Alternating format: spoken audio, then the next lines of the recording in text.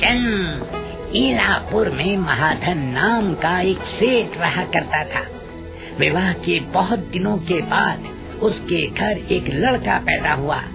लड़के का नाम रखा गया विचित्र। सेठ का लड़का बड़ा हुआ तो गलत दोस्तों की संगत में जुआ खेलने लगा। सेठ ने अपने पुत्र को सही मार्ग पर लाने का बहुत प्रयास किया, परंतु उसका पुत्र नहीं सुधरा और इसी चिंता में सेठ स्वर्ग सिधार गया। सेठ के स्वर्ग सिधार जाने के बाद विचित्र मजे से रहने लगा।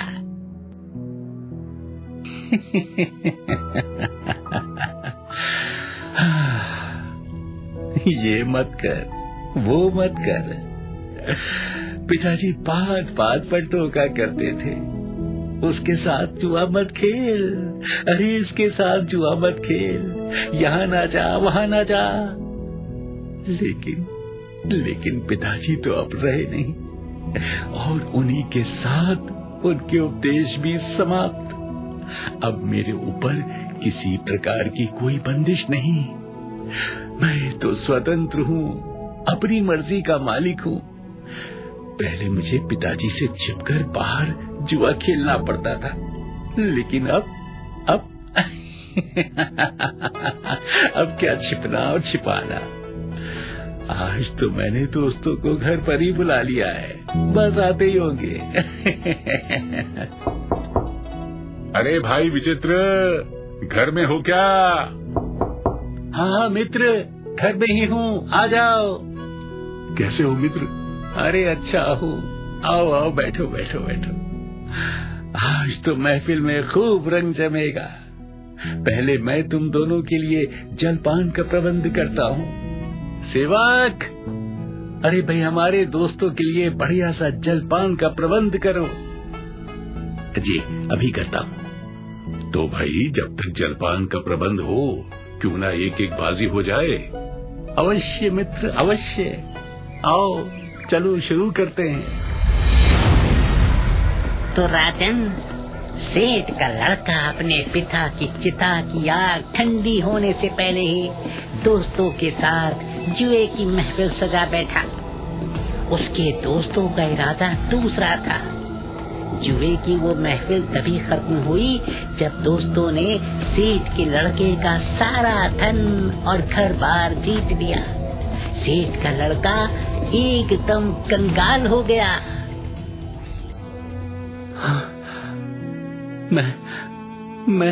मैं सेठ था और भिखारी बन गया। जो दोस्त जान से ज्यादा प्यारे थे, अब मुझसे दूर भागते हैं।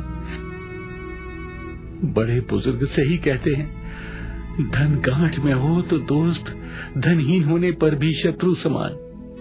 मैं फिर धनवान बनकर अपने दोस्तों का प्रिय बन जाऊंगा।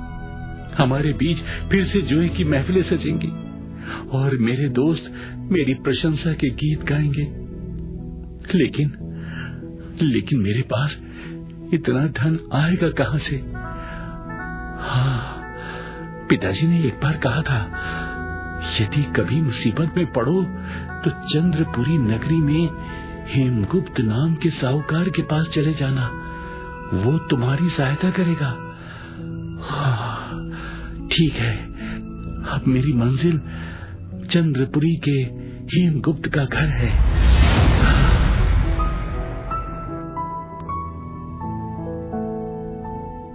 सच? तुम मेरे मित्र महाधन के पुत्र हो? विश्वास नहीं हो रहा। महाधन की मृत्यु हो गई। बहुत ही नेक इंसान था वो।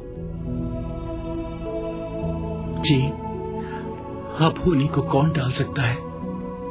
पिताजी के न रहने से मैं एकदम अकेला हो गया हूँ, अनाथ हो गया हूँ। ऐसा मत कहो पुत्र, इस धरती पर कोई अनाथ नहीं, सबका नाथ ऊपर वाला है। अब मेरे पास कैसे आना हुआ? जी, पिताजी की मृत्यु के बाद उनका कारोबार मैंने संभाला। सौदागरी करने गया था, माल बेचा, धन कमाया। कामयाब पिता की होनहार संतान हो तुम। जी, किंतु लौटते समय समुद्र में ऐसा तूफान आया कि जहाज डूब गया। क्या? जी, मेरा सारा धन समुद्र में डूब गया और मैं जैसे तैसे यहाँ आ गया। तुम चिंता मत करो, मेरे घर को भी अपना ही घर समझो। जब तक मन करे यहाँ रहो। जी, आपका बड़ा उपकार रहेगा। अरे वाह, मुझे तो मुंह मांगी मुराद मिल गई। ये सेठ नहीं जानता कि वो अपनी तबाही को अपने घर में शरण दे रहा है।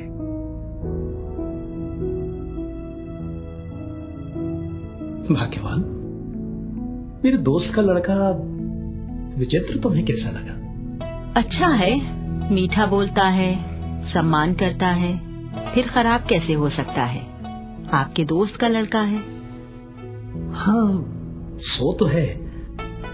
सोच रहा हूँ रत्नावली के योग्य है। रत्नावली हमेशा सुखी रहेगी। आप जो सोचते हैं सही सोचते हैं, लेकिन एक बार विचित्र से उसकी पसंद पूछ लीजिए। वो तो मैं पूछूंगा ही। मुझे विश्वास है वो मना नहीं करेगा। ईश्वर करे ऐसा ही हो। हाँ, ऐसा ही होगा। मैं आज रात्रि को ही तिजोरी से सारा धन लूट कर यहाँ से चला जाऊंगा। अब आप बैठिए। बैठता हूँ। मेरी एक पुत्री है रत्नावली, विवाह योग्य हो गई है, तुम्हारी योग्य है। यदि तुम तैयार हो तो मैं उसका विवाह तुमसे करना चाहता हूँ। अरे वाह वाह वाह वाह, मैं तो चोरी करना चाहता था और ये सेठ मुझे अपना दामाद बनाना चाहता है। मेरे लिए इससे अच्छी बात क्या हो सकती है? मुझे तुरंत हाँ कर देनी चाहिए। क्या सोचने लगे? तुम्हारे ऊपर कोई दबाव नहीं है। अरे नहीं नहीं नहीं, कैसी बातें कर रहे हैं आप?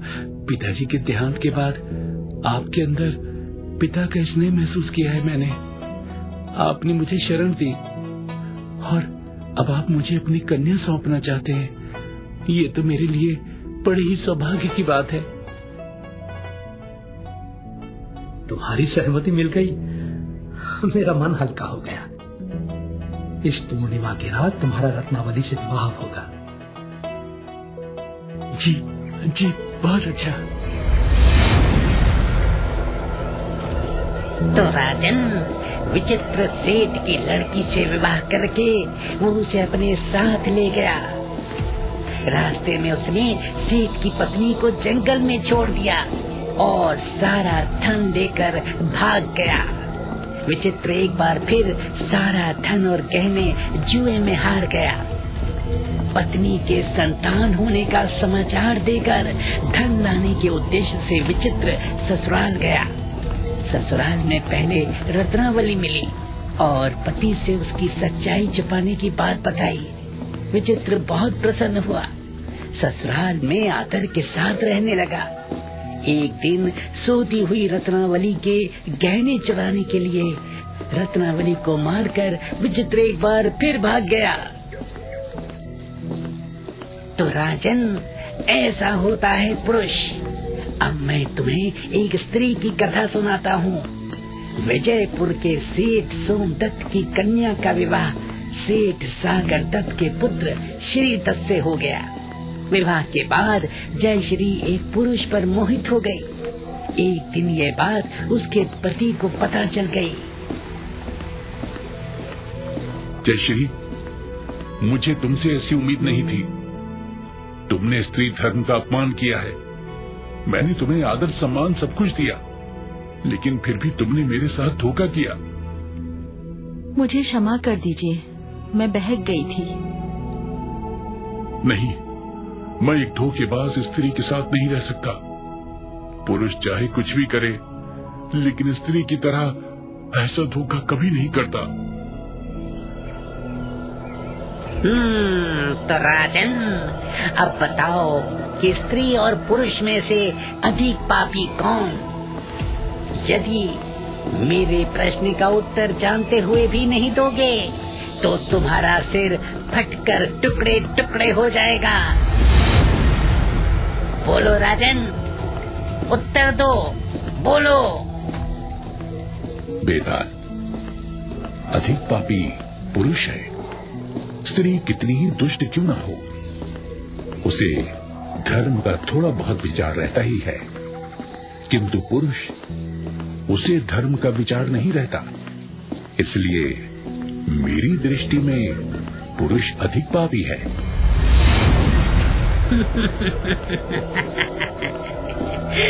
उत्तम, अति उत्तम राजन, एकदम सही उत्तर दिया तुमने।